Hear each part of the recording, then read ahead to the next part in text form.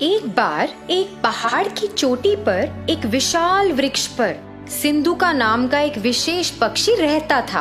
पक्षी की खासियत यह थी कि जब उसकी बूंद धरती पर गिरती थी तो वे शुद्ध सोने में बदल जाती थी। वह इस पेड़ पर अकेला रहता था और शांति से वहाँ अपना जीवन व्यतीत कर खुश था।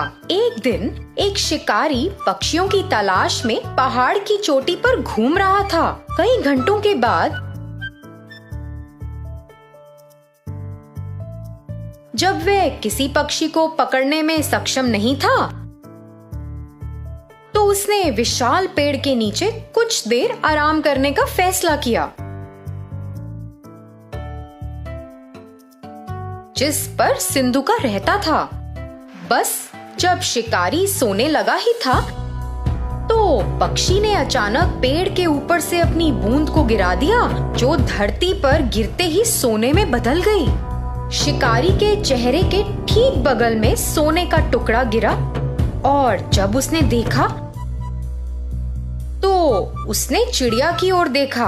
फिर से एक और टुकड़ा गिर गया और इस बार शिकारी ने जमीन पर इसे सोने में बदलते देखा।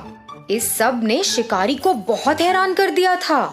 शिकारी सोचने लगा, मैं कई वर्षों से पक्षियों को पकड़ रहा हूँ, लेकिन कभी भी ऐसा पक्षी नहीं देखा या यहाँ तक कि ऐसे पक्षी के बारे में सुना भी नहीं जिनकी बूंद सोने में बदल जाती है। यह निश्चित रूप से एक विशेष पक्षी है जिसे मुझे पकड़ना है। दुख की बात ये थी कि जब शिकारी ने ऐसा सोचा तो सिंधुका को उसके बारे में पता नहीं था। वह अपने पेड़ पर आराम कर रहा था और शिकारी योजना बना रहा था। शिकारी ने पेड़ पर एक जाल बहुत सावधानी से बिछा दिया जब पक्षी ध्यान नहीं दे रहा था और अंत में जाल में फंस गया। जब पक्षी जाल में फंस गया तो शिकारी ने उसे एक पिंजरे में डाल दिया और घर की ओर जाने लगा। उसी समय सिंधुका ने सोचा कि जाल पर ध्यान न देने के लिए वह कितना लापरवाह था और इसी कारण से बेचारा पकड़ा गया।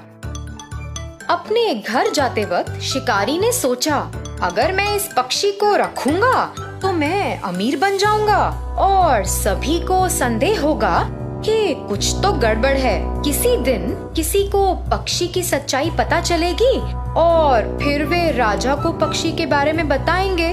फिर मुझे इसे राजा को देना होगा। लेकिन अगर मैं पक्षी को सीधे ही राजा के सामने पेश करता हूँ तो वह मुझे इस पक्षी के बदले कुछ कीमती चीज देंगे।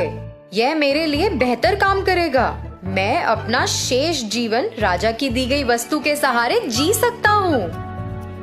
योजना के अनुसार वह सीधे राजा के महल में गया और राजा को सारी बात बताई।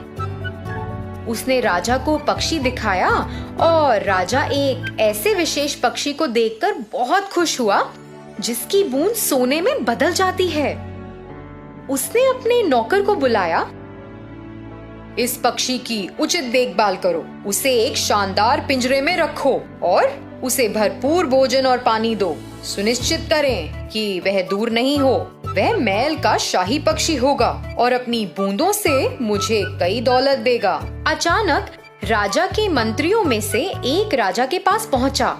राजा जी, एक पक्षी की बूंदें सोने में कैसे बदल सकती हैं? ये तो असंभव है। आप इस राह चलते शिकारी पर कैसे भरोसा कर सकते हैं जिसे कोई ज्ञान नहीं है? मैं आपसे अनुरोध करता हूँ कि आप पिंजरे को खोलें और पक्षी को दूर जाने दें और इस शिकारी को ऐसी झूठी जानकारी देने के लिए दंडित करें। राजा ने अपने विश्वसनीय और बुद्धिमान मंत्री के शब्दों पर विचार किया और यह सच था।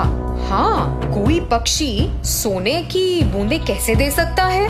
मैंने इसे अपने आँखों से भी नहीं देखा।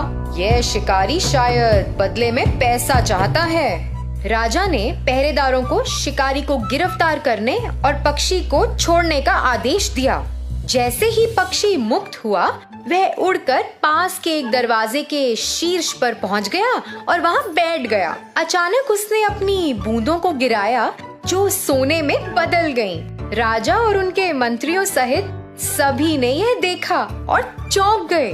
राजा को पता था कि उसने एक गलती की है और तुरंत अपने पहरेदारों को पक्षी को पकड़ने का आदेश दिया, मगर बहुत देर हो चुकी थी।